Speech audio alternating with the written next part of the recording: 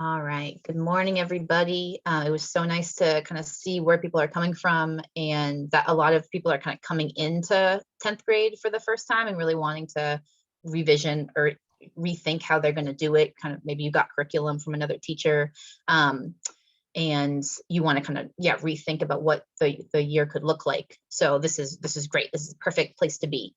And in some ways, it is some ways easier to start doing this in this way now rather than having taught it a certain way previously and then coming into it. So I think both can work, and both is great.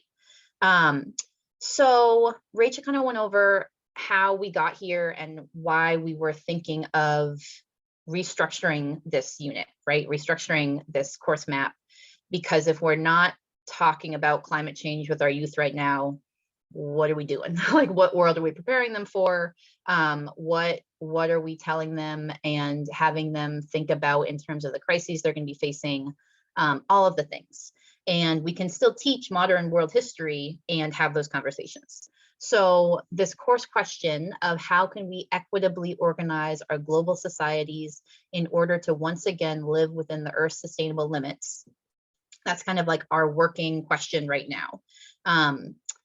And is really kind of, you see in that center yellow bubble, it says how people understand and act in an increasingly interdependent world in crisis that has exceeded the world's natural capacity. And when we were thinking about those things of like sustainable limits, natural capacity, there's a lot to unpack there for students, and there's a lot to kind of, you probably want to front load in the first couple of weeks when you go into this question of like, what does that mean? Once again, what does that mean, sustainable limits, kind of getting those terms. And it doesn't mean you need to have a set definition that's like the definition that everyone's working with, but having students think about, what would this mean? What does this mean? We right now, because of the choices humans have made in the last 250 years, have kicked the Earth out of a homeostasis that it used to be in, that humans lived in for much of human history. And we've kicked it out of it. What would it mean to reorganize our society to come back into that homeostasis, working in the world's natural capacity? So I'm going to go over the course map. If you have taught 10th grade world, it looks very different. I promise you, the French Revolution is still in there. The World Wars are still in there. Like these big units are still there. So you can still bring this to your colleagues who maybe are more traditional in their curriculum and be like, no, like we can still teach this way. It's just tweaking how it's done. It's tweaking the framing. It's tweaking the lens that you're looking at it with. So I'm going to take you through, I'm just looking at the clock. Okay, I'm going to take you through this map. So contemporary solutions, we're going to start with number one, right? We can bookend the year talking about contemporary issues. So those units in particular are going to look different based on your placement, where you are, because with all of these case studies, you really want to be grounding it in your local context, the contemporary context, and if possible, using Indigenous case studies as much as possible to really be grounding this, right? If we're talking about colonization, if we're talking about capitalism, we're talking about these big things, we want to be rooting it in decolonization as much as possible, which is a term that gets thrown around a lot, and we want to be intentional when we're using that term, but kind of centering Indigenous case studies as much as possible. So starting with like, what solutions are people in my community proposing with regard to how humans can live in better relationship with other elements of the natural world? So really starting there.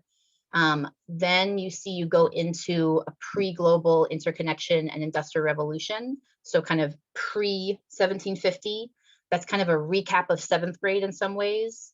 And you'll notice that these first two units are really short. It's just like a few weeks just to kind of lay the groundwork.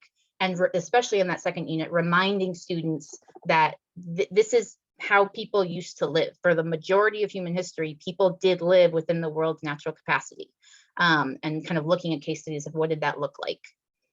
Then we get to number 3, right? The pink box, a break with the past. This is your, this is your typical Enlightenment industrialization, colonization units kind of put into this bubble.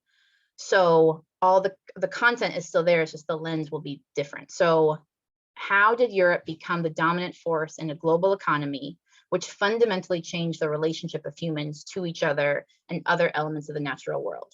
So you set up for students, we used to live a certain way, and then 1750, this break started, and that continued, this shift happened, and it took about 100, 120 years for that shift to happen. You kind of dive into like, how did that break with the past occur? What did it look like in different contexts and different places? The middle unit, that rapid acceleration of change, 1870 to 1970, this is definitely the largest unit. And in some ways you could, maybe when you teach it, you could break it up into 3 smaller units. Maybe it's 3 completely separate units kind of broken by these time periods you see.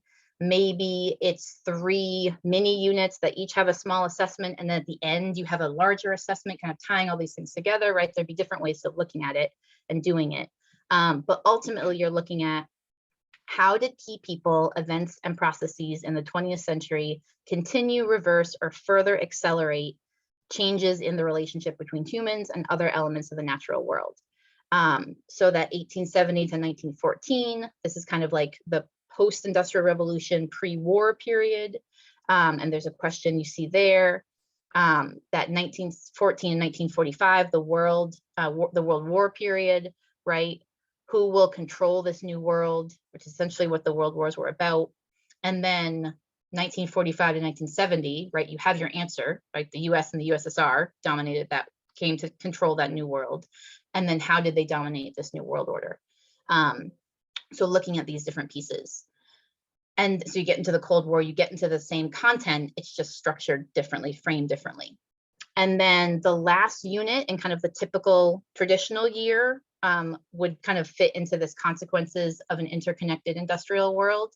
We're thinking about, how do we break this timing up? What years do we start? What years do we end? Do we start with the end of the Cold War, as you typically would with kind of this later unit? But I believe it was Nicole from UC Riverside kind of had this suggestion of like, what if we started in 1970 with the start of the first Earth Day? With like, there's a change in how humans are understanding what we are doing to our Earth based on this break from the past, based on this rapid acceleration of change. So start with the first Earth Day, and really then start to look at, how did people, governments, and institutions begin to respond to changes sparked by the Industrial Revolution? So you'll get into neoliberalism, you'll get into kind of continuing with decolonization from the previous unit, continuing kind of like pushback that was happening, and people both challenging and really fighting to hold on to this dominant economic, social, and cultural systems that have been put into place the last 150 years. And getting a little short on time, but just the last unit is now thinking for students. We've seen how the world has been organized and reorganized over the last several hundred years.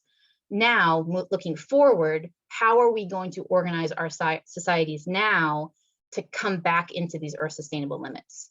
And you'll notice that there are these alternative visions that were at the end of each of these big 3 units. So say for 3, a break from the past, you might have, like, it says 7 weeks approximately of this unit. Maybe 5 of those weeks are the main course, the main unit content. 1 week or a few days is on this alternative vision of like what other paths were offered, right? History is not set in stone if you're living it. What else could have happened? What other paths could people have taken? And why didn't they take those paths? And maybe a few days is about that. And then your last week of the unit is a big assessment or something like that. So we come back to these alternative visions in that future thinking unit to really get students practice of, how do we respond to these crises, and how do we want to reorganize the world as equitably as possible? Because that's what our youth are going to be doing for the rest of their lives. They're going to be facing and responding to crises. They're going to be rebuilding, and they're going to be thinking about what does our new world have to look like, because we're going to have to shift. And that's what this unit, this whole course map tries to get students to think about. All right.